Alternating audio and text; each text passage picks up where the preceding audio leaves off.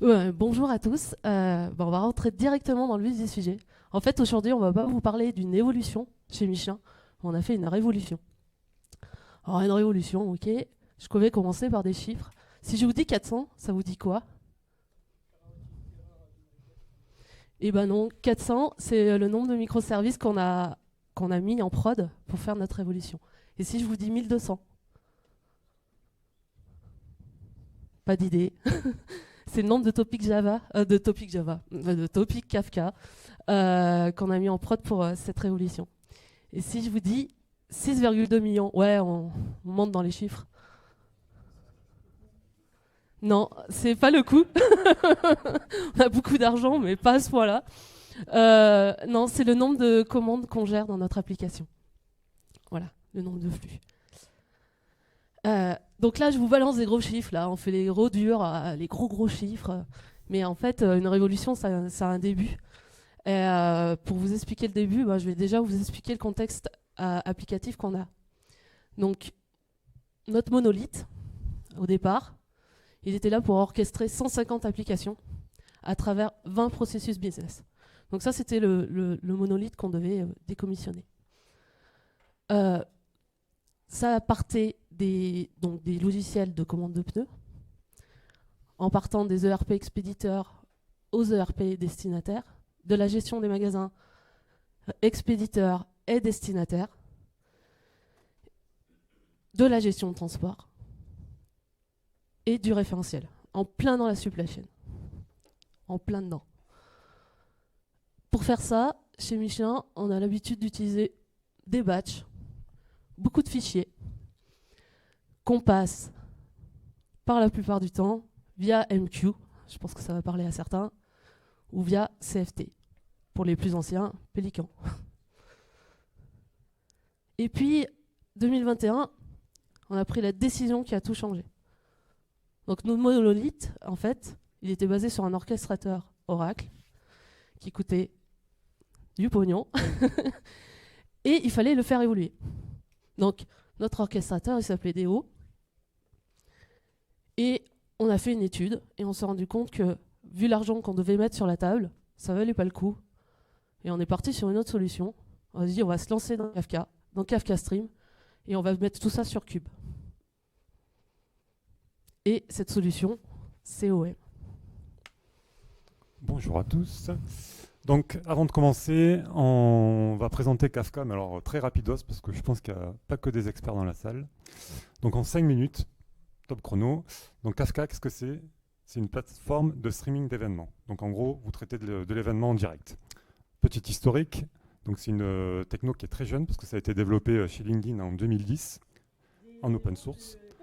Devant le succès grandissant de la communauté, ça a rejoint la fondation Apache en 2011, je crois. Et en 2014, les développeurs originaux de LinkedIn ont créé une entreprise Confluent. Alors Confluent, ils fournissent des services autour de Kafka, donc de la formation, de l'accompagnement client, et aussi un service de cloud. Et chez Michelin, donc sur la supply chain, notre cluster est hébergé dans le Confluent Cloud. Le dernier petit point, ça c'est juste pour la petite minute culturelle. Sachez que Kafka est nommé d'après l'écrivain Franz Kafka. Alors pourquoi? Parce que, alors déjà, l'un des co-développeurs avait lu ses bouquins, il avait bien aimé. Il voulait un nom d'écrivain pour son outil parce que Kafka, c'est fait pour écrire de la donnée. Et en plus, Kafka, c'était un nom cool pour un projet open source, donc on est parti sur Kafka. Donc j'ai parlé d'événements, mais un événement, c'est quoi en fait? En fait, c'est quelque chose qui s'est produit. Typiquement, vous avez une action, un petit camion qui part d'une usine. Cette action, en fait, il faut arriver à la détecter. Donc, soit automatiquement, avec un robot, ou alors manuellement, quelqu'un qui appuie sur un petit bouton sur une tablette.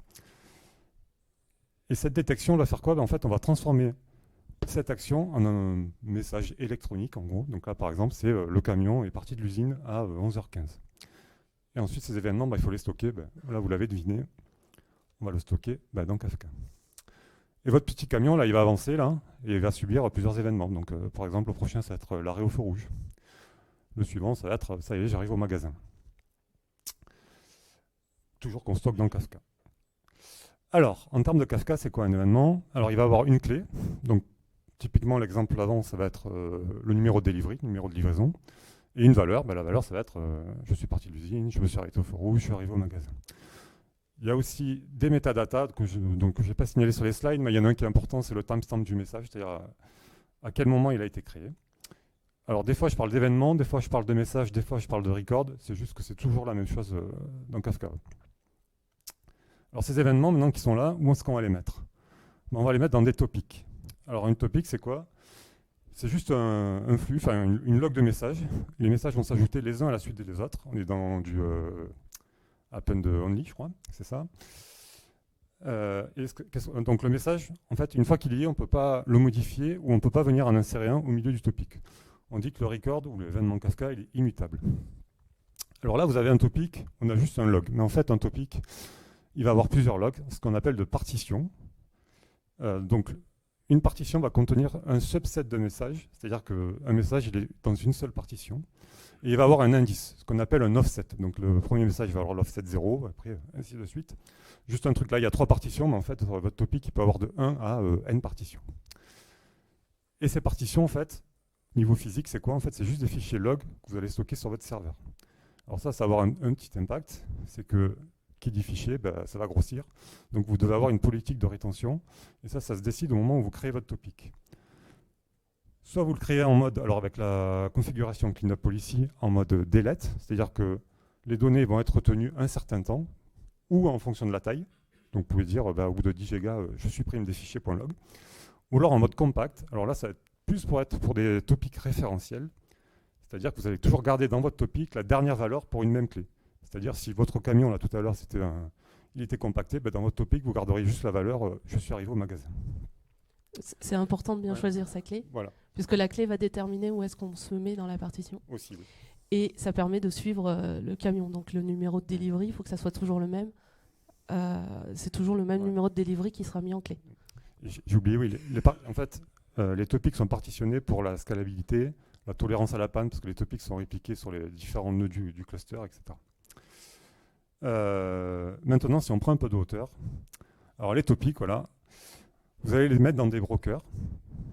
Et les partitions vont être réparties de manière uniforme entre les brokers.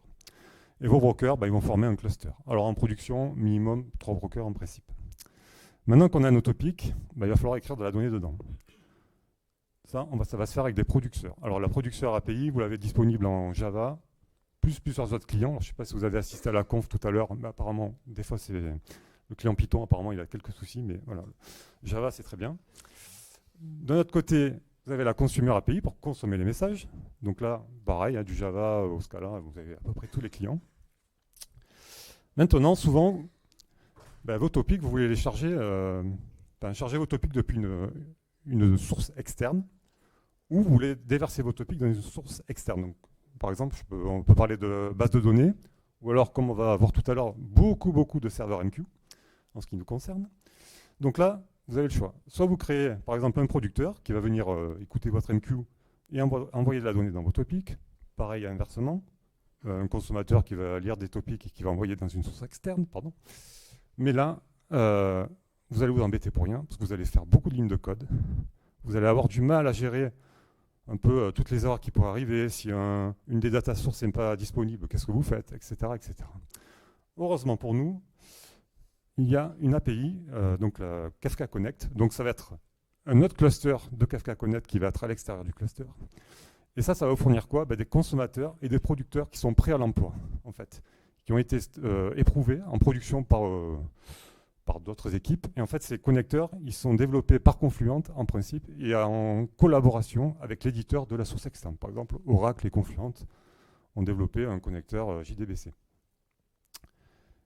Et comment ça marche, en fait? Vous avez à disposition une coquille, en fait, vide, donc un jar qui est sur le serveur Connect, et vous avez juste envoyé de la configuration. Typiquement, si c'est un serveur MQ, l'URL du serveur, le topic dans lequel vous voulez déverser, le user, le mot de passe, etc. Ensuite, il y a un autre cas qui va nous concerner beaucoup aussi. C'est des fois, vous avez des données dans un topic et vous voulez les transformer, les modifier pour les écrire dans un autre topic. Donc là, pareil, on pourrait faire, je consomme, je prends l'API consumer, je fais mes petites modifs, et avec l'API producteur, je reproduis dans le topic. Là, pareil, vous allez faire des des centaines de lignes de code pour arriver à devoir gérer des exceptions, je sais pas, de la résilience, etc., etc. Alors que vous avez une API toute prête.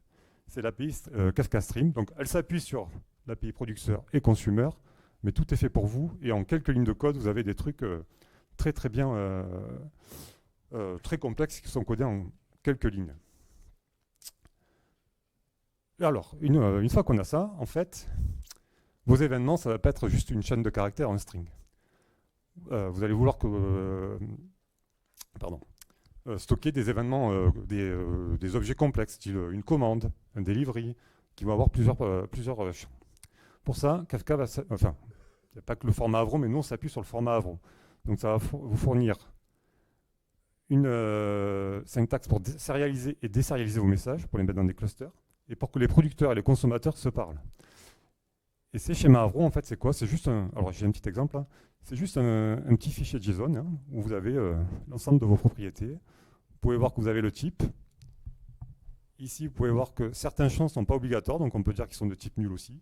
Donc vous avez du typage, hein, avec du timestamp, etc., etc. Et ces schémas, en fait, il faut que les consommateurs et les producteurs se les partagent. Et pour ça, on va les mettre dans ce qu'on appelle le schéma registry. Ça fait que les producteurs, ils vont utiliser les schémas qui sont stockés dans le registry pour sérialiser leurs messages, et les consommateurs vont utiliser le même schéma pour pouvoir désérialiser leurs messages. Ils vont pouvoir se parler entre eux. Donc c'est une sorte de contrat. Je crois qu'on a fait le tour. On passe à la suite. Du coup, bon, c'est cool, on a choisi la techno, etc.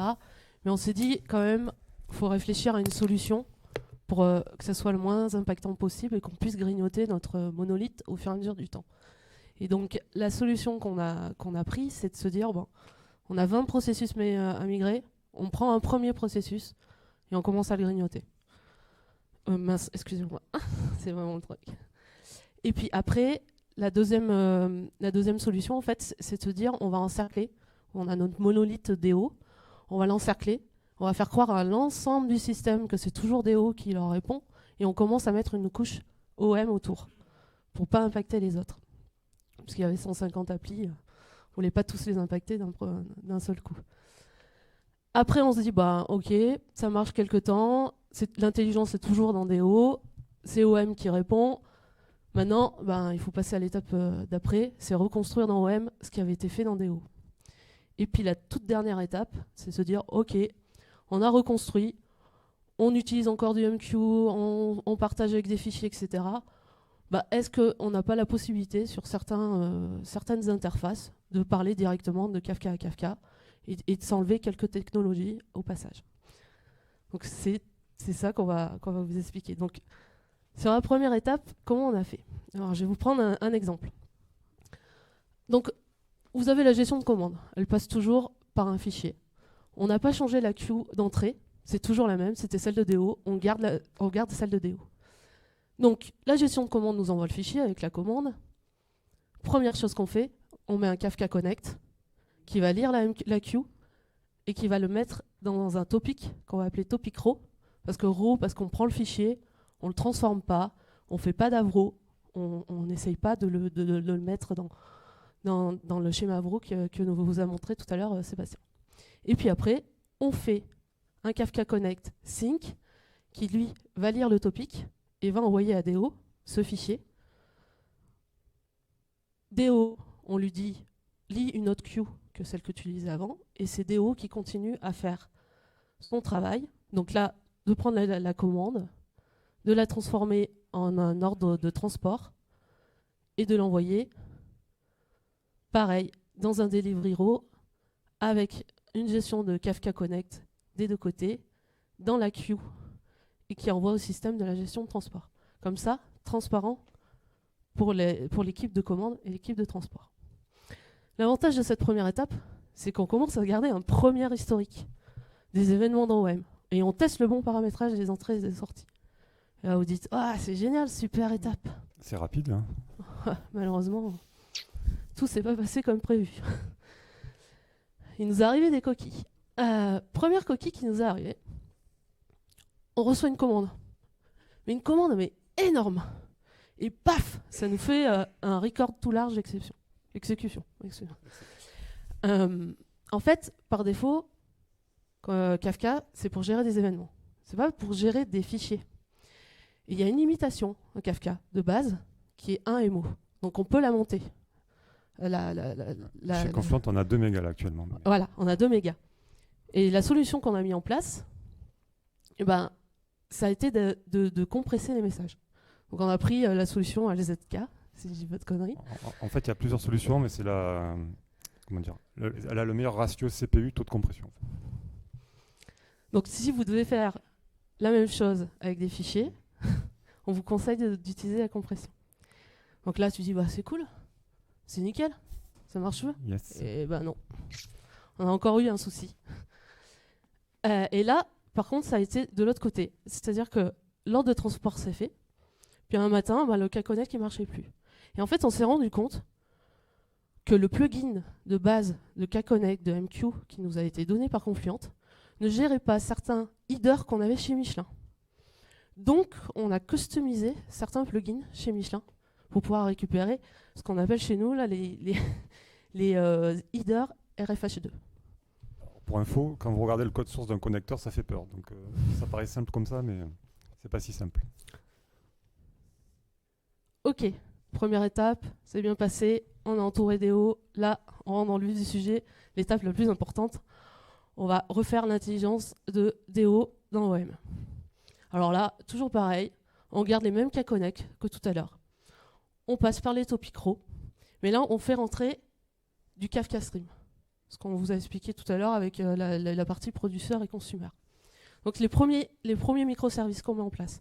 Et c'est là où on va faire entrer les premiers Avro. On en profite pour transformer notre commande qui était en fichier en Avro interne.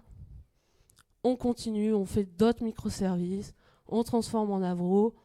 L'ordre de transport est aussi un Avro. On le met dans notre topic d'Avro. On le convertit en sens inverse. Donc Avro to Row, Row to... En haut, vous avez Row to Avro, Avro to Row. Et on le met dans notre topic row. Et il repasse par le K-Connect. Et c'est reparti pour la partie transport. Donc là, c'est l'étape qui nous a permis de mettre les premiers Avro et d'utiliser la puissance des microservices. Comme ça, chacun avait son petit rôle par rapport à ce qu'on pouvait avoir dans des hauts où c'était beaucoup plus imbriqué. Voilà. Alors, vous avez vu, on va découper petit à petit, mais ce qui est très très important, c'est de bien connaître son processus métier avant d'attaquer le développement. Un petit exemple, on va faire toute la chaîne, vous allez voir. Vous avez une commande qui arrive au format XML. Vous voyez, dans votre commande, vous avez 2 lignes là. En fait, ce que vous voulez, c'est qu'elle arrive et qu'elle génère un ordre de transport. Donc, on va l'enrichir avec des données. On va communiquer avec une autre application externe, par exemple, alors, je ne vais pas citer de nom, mais il y en a qui connaissent.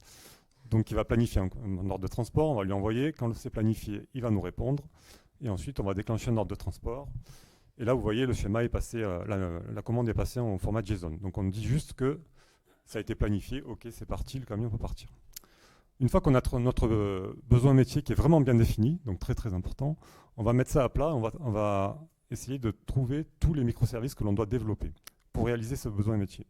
Donc ici, on réalise ce qu'on appelle, alors, dans notre jargon chez nous, là, sur Web, une master topologie où vous avez les queues, les Kafka Connect, les topics en bleu et tous les services qui sont en rose. Et là, vous avez tout ce que vous allez pouvoir couvrir votre besoin métier avec tous les services. Et l'avantage de faire ce schéma, je vous le conseille fortement, c'est que vous avez accès à la séquence, mais aussi à toute la temporalité qui peut exister. Donc, par exemple, typiquement, quand on discute avec l'autre application. Une fois qu'on a fait notre master topologie, on va pouvoir définir des micro-topologies. Donc ça, c'est au niveau de chaque service. Alors, par exemple, pardon, excusez-moi. Oui, voilà, bon, c'est pas grave, ça enchaîne.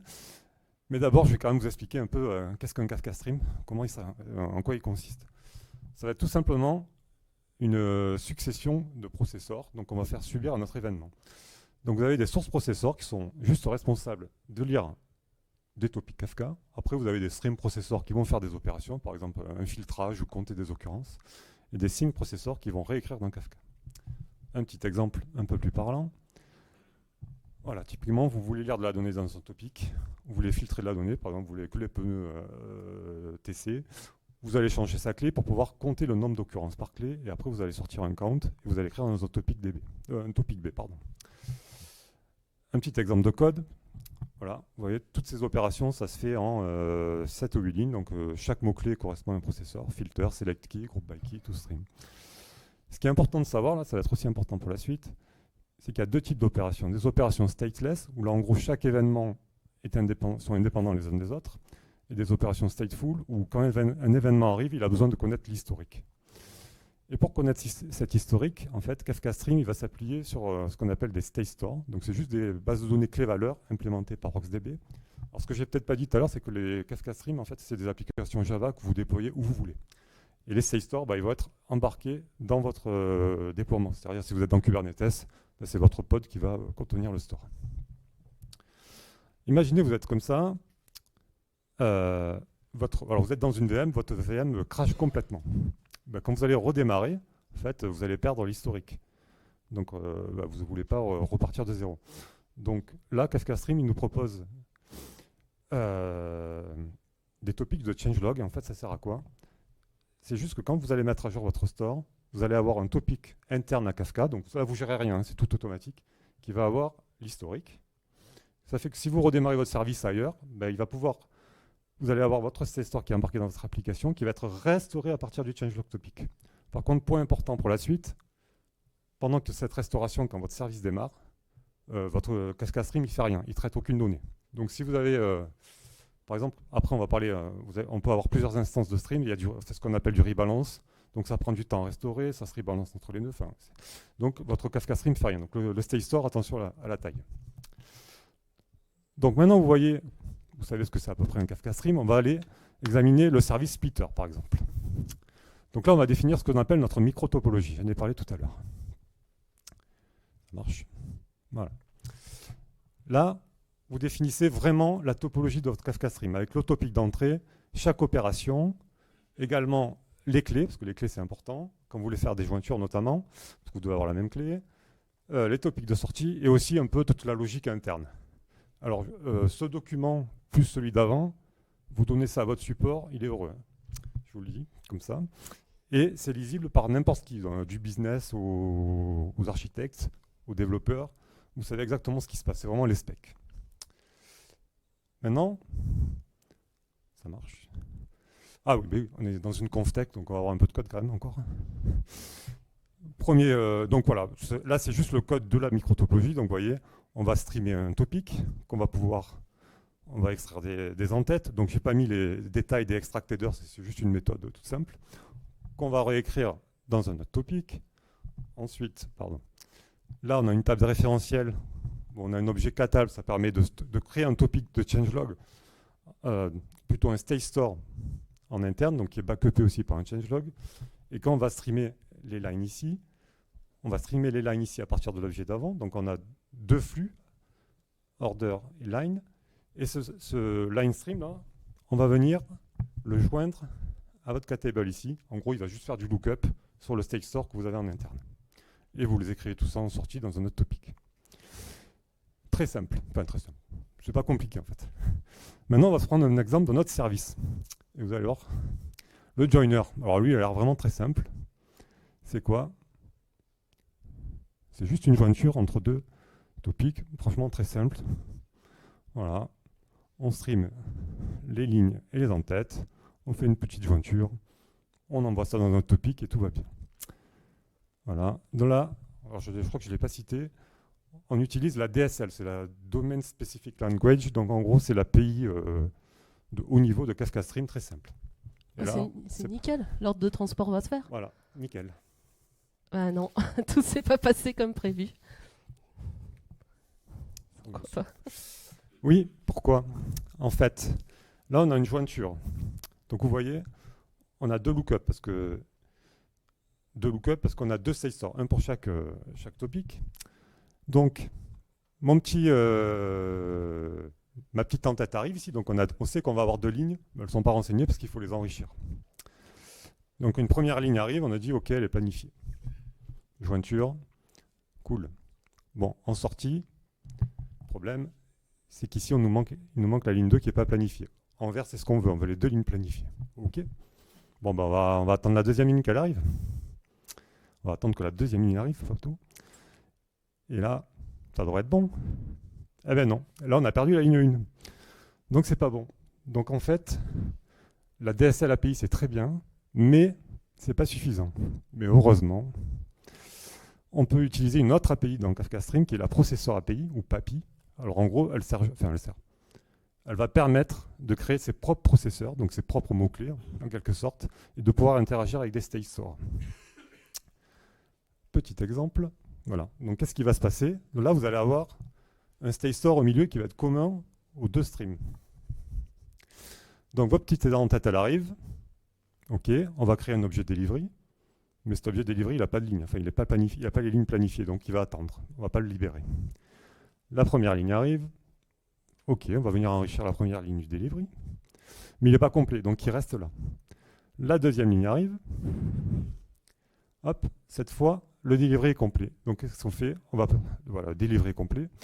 Et on va déclencher la sortie. Il va pouvoir être envoyé à la suite. Et là, on est bon. Et on supprime le delivery du store, mais on va en reparler. En termes de micro-topo, voilà, c'est juste ce que vous avez vu, mais c'est très bien de la spécifier techniquement. Donc on a juste un state store au milieu, on a deux mots-clés qui s'appellent transformer qui font les opérations d'enrichissement. Ensuite, on merge les deux flux et ça sort dans le topic de sortie. Voilà. Donc là, ce qui est bien, c'est qu'on peut gérer la temporalité des événements. On pourrait très bien avoir un cas où la ligne arrive avant l'entête, où l'entête arrive, une ligne, puis la ligne beaucoup plus tard. Donc la temporalité, on peut la gérer facilement. Hop, un peu de code encore. Donc ici, vous êtes dans un transformer. Donc c'est vraiment le processeur que vous avez défini. Donc vous voyez, on fait référence à un store qui est commun, là, le store au milieu. On va recevoir nos lignes. Donc là, c'est le processeur qui gère les lignes. On va voir si on la connaît dans notre store. Si oui, on la met à jour. Sinon, on crée un objet delivery. Et après, on regarde si le delivery est complet. Si oui, on fait un return new key value. Ça veut dire qu'on le fait sortir pour les flux suivants. Sinon, on met juste à jour le store et on renvoie rien. Ça reste dans le store et on ne crée pas de delivery qui n'est pas complet. Et là, c'est juste la manière dont on l'appelle dans notre topologie. Donc voilà, on crée un objet store builder. Qu'après, on va le faire référence ici avec le point transform.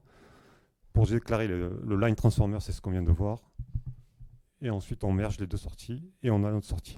Ah. Nickel. Ah ouais, non, mince, toujours je suis allé trop vite. Mince. Il nous a encore arrivé des soucis sur les tests. Oui. Alors, là, en fait, on travaille avec des legacy. Donc, des fois, on va recevoir un message et on ne sait pas pourquoi il ne va jamais être consolidé. Alors, si on en a un, ça va. On peut aussi avoir le problème si on oublie de purger le store de temps en temps quand notre delivery est complet, il faut vraiment penser à le supprimer. Parce que si on a un message, c'est pas très grave. Mais par contre, donc lui il est tout seul, le pauvre. Par contre, vous pouvez en avoir une accumulation. Et là, c'est le drame, parce que là, vos stores il se remplit, donc votre disque il se remplit. Lorsque vous démarrez vos streams, ça prend beaucoup de temps. Il faut vous rappeler, il faut d'abord restaurer le store avant que votre stream soit opérationnel, donc c'est très long, vous avez des problèmes. Bon, heureusement, vous savez, il y a toujours une solution.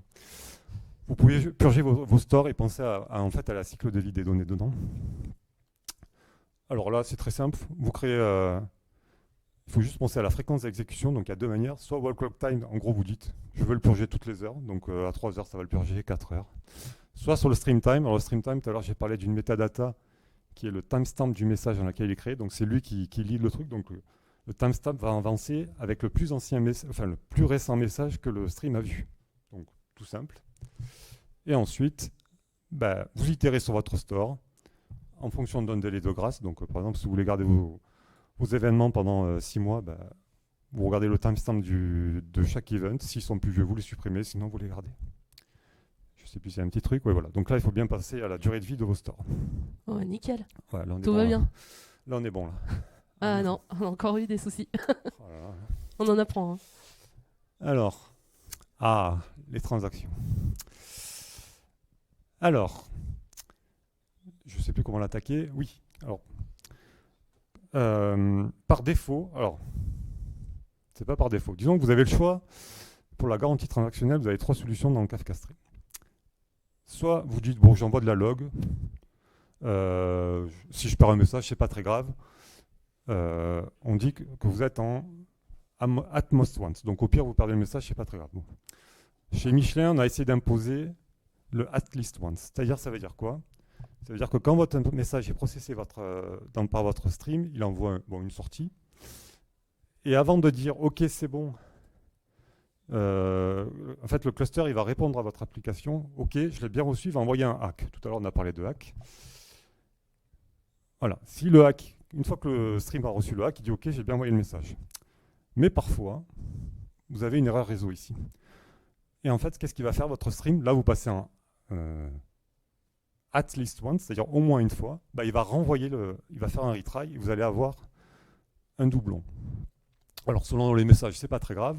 Par contre, si vous mettez votre carte bleue quelque part, vous n'avez pas envie d'être débité 2 fois.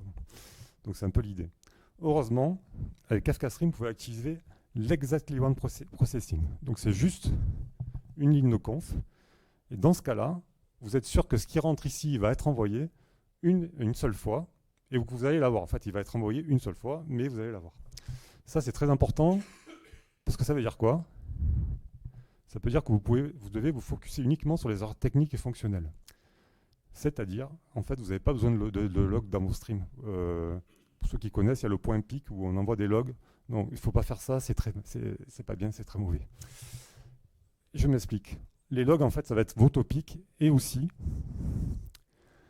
des topics qu'on va appeler des topics de... Enfin, ça va vous permettre de gérer des poison pills, en fait, des messages poison. Alors, un message poison, c'est quoi dans Kafka Stream? C'est juste un message qui va passer vos processeurs et à un moment, il va y avoir une erreur. Par exemple, il va manquer...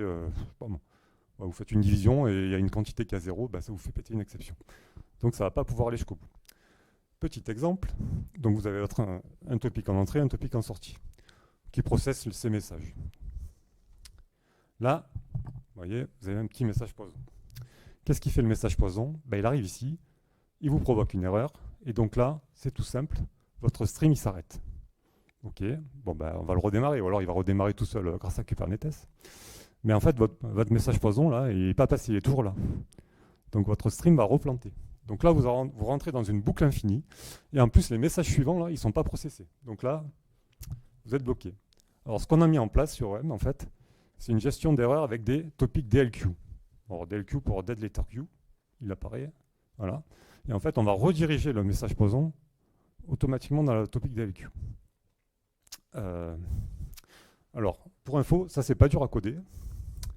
Le problème, c'est qu'on a 400 microservices, donc on ne voulait pas faire une implémentation spécifique pour chaque service. Donc, on a mis cette logique dans une librairie dont on va vous parler plus tard. Et en gros, ça consiste en quoi? Voilà, vous avez votre petite topologie. Et en gros, en une ligne de code, vous encapsulez cette topologie dans une classe error handler. Et automatiquement, tous les messages qui vont provoquer une erreur vont partir dans vos topics DLQ. Après, vous pourrez les monitorer, ceux-là d'ailleurs, soit en les observant, soit en mettant des connecteurs qui vont vous envoyer un message dans Splunk, par exemple. Alors, c'est juste un petit mot en plus. Voilà. C'est juste que votre méthode apply, là, vous devez juste renvoyer un message de type processing result. En gros, c'est un tuple, je ne sais pas si on dit un tuple, avec 2 valeurs. Donc, la valeur de votre retour, enfin la sortie de votre processeur, et une erreur. Et en gros, c'est simple. Hein. S'il y a une erreur, votre error handler ici, il enverra directement dans le DLQ. S'il n'y a pas d'erreur, il fera le topic nominal. Et je crois qu'on a à peu près fini. Quand on a fini de tout reconstruire, l'étape suivante, en fait, chez Michelin, c'est de se dire, est-ce que ça vaut le coup sur certaines interfaces de convertir des legacy pour parler directement au Kafka to Kafka. Donc là, ce qu'on fait, c'est qu'on fait rentrer une nouvelle notion. Tout à l'heure, on avait les topics Avro. C'était des topics qui étaient internes chez nous, qui étaient connus que par OM. Et là, maintenant, on va avoir des topics Avro publics. C'est-à-dire que la gestion de commande, on va lui demander de discuter directement avec nous, avec un Avro, directement, puis on va pouvoir les consommer dans les streams, faire notre petite tambouille, le transformer en ordre de transport, repasser par nos streams et discuter directement en Avro avec l'appli de gestion de transport. Donc l'avantage de tout ça, c'est qu'on parle tous le même langage, on simplifie les interfaces, on enlève quelques technos qu'on n'a plus trop envie de voir, CFT, MQ. Et surtout, on harmonise en fait les schémas Avro et on discute autour de tout ça. Très simple. Très simple. On se facilite la vie. Et bon, bah là, c'est cool, non? Non. Même là, on a trouvé aussi des choses qui n'ont pas fonctionné. Un matin, on essaie de discuter avec l'équipe de transport et on se rend compte que l'Avro, ils n'arrivent plus à le consommer. Ça ne marche plus. Ça va plus. Et en fait, on s'est rendu compte qu'ils avaient changé l'Avro. On avait changé l'Avro et on n'avait pas forcément communiqué. Donc, chez Michelin, on a commencé à mettre en place en fait une gouvernance des schémas. On définit qui est producteur du schéma, qui est responsable du schéma, quelles sont les versions de schéma, et via la plateforme, donc là c'est GitLab, on se partage une version commune et on réfléchit au break-in change. Donc chez Michelin, nous on a décidé de partir sur du forward transitive. Vous avez plusieurs types de compatibilité. Donc c'est le producteur qui est responsable. Vous pouvez rajouter des champs optionnels, etc., etc. Donc il faut réfléchir à votre stratégie pour pouvoir discuter avec les avros publics. Donc, toute cette histoire qu'on va raconter, là, ça fait 3 ans. On a complètement décommissionné des héros. Et ce qu'on voulait vous dire, c'est que, en fait, ce qu'on a fait, ça ressemble beaucoup à l'urbanisme, comme l'urbanisme classique d'une ville.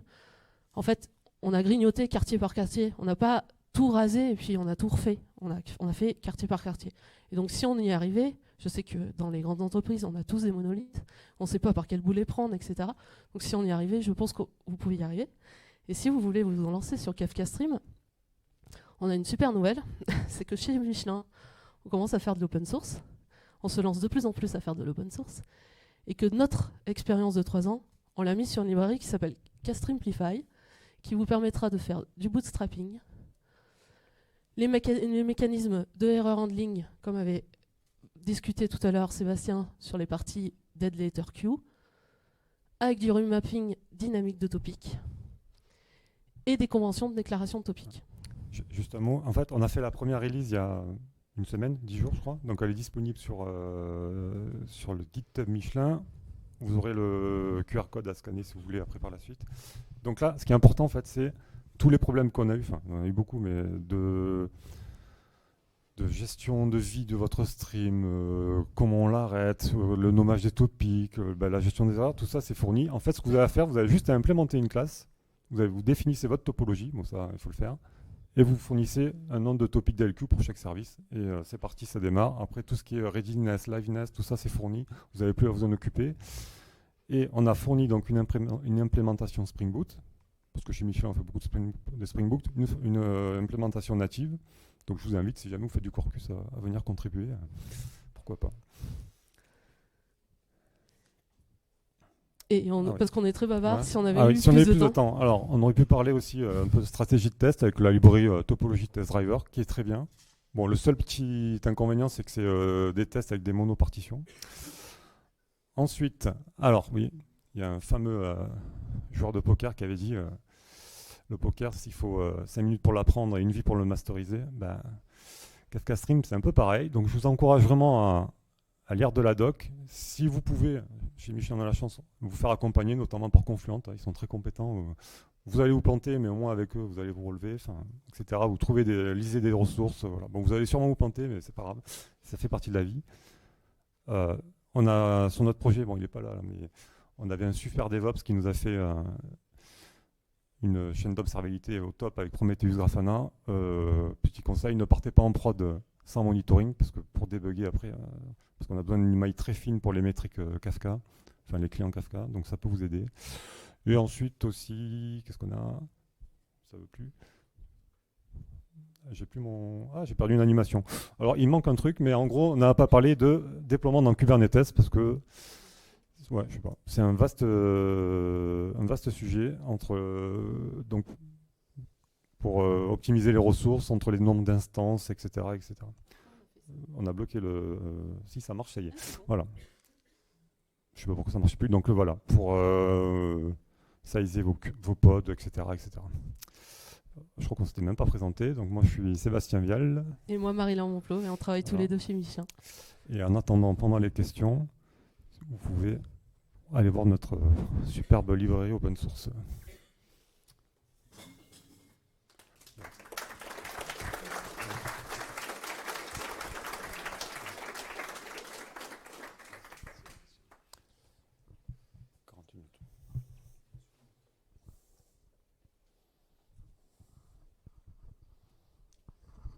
Bonjour, merci déjà pour la présentation. J'avais une question, peut-être deux questions, une qui va décoller direct. Tout à l'heure, sur le problème du Kafka Stream qui plantait en boucle, moi j'avais une question de relation, parce que du coup c'était un microservice, je suppose, qui était déployé dans un pod. Alors, première question, y a-t-il plus d'un seul réplica sur vos pods? Et du coup, est-ce que ça faisait cracher tous les pods à la chaîne?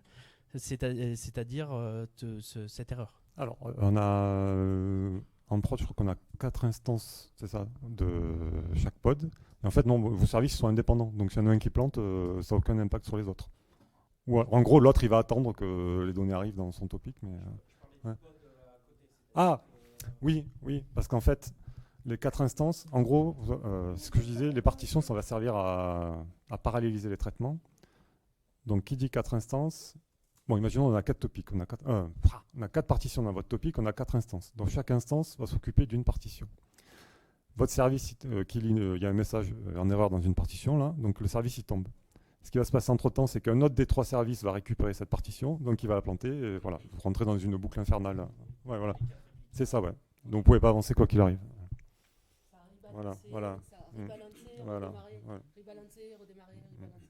C'est ça qu'on appelle C'est ça qu'on appelle la rebalance, en fait. C'est le fait qu'une partition, en fait, un de tes microservices, il est leader sur une partition. S'il n'arrive pas à lire un message, il tombe. C'est un autre microservice qui va devenir leader sur cette partition et qui va faire ce qu'on appelle une rebalance, en fait. Et il rebalance et redémarrer, et on retombe toujours sur le poison pile, puisqu'on dit, on s'est arrêté à cet offset-là, il faut essayer de relire cet offset-là. Et donc, en fait, tu tournes en boucle. Tant que tu sortais pas dans la DLQ, quoi. Voilà.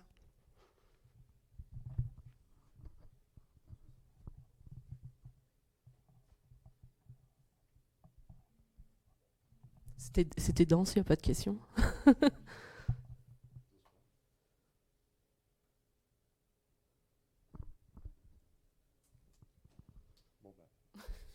Merci en tout cas, merci à tous.